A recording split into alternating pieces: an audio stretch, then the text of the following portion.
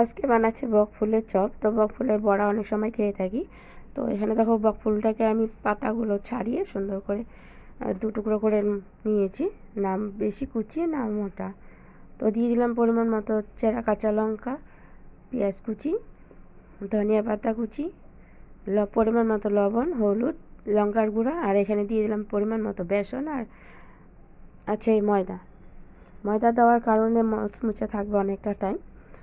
আমি এখন মেখে নিচ্ছি। মেখে আগে দেখলাম যে কতটা পরিমাণে জল লাগবে কি না।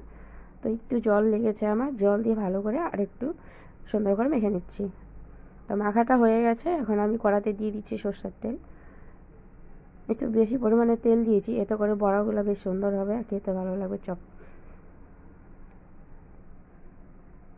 এখন সবগুলো আমি কড়ার মধ্যে দিয়ে এক পিঠ প্রায় হয়ে গেছে, হালকা হিটে ভেজে নিচ্ছি। এখন আর এক পিঠ উল্টে দিব।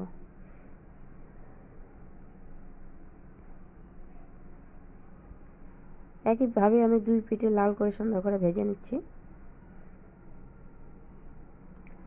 তো এক পিঠ দেখো সুন্দর ভাজা হয়ে গেছে, আরেক পিঠ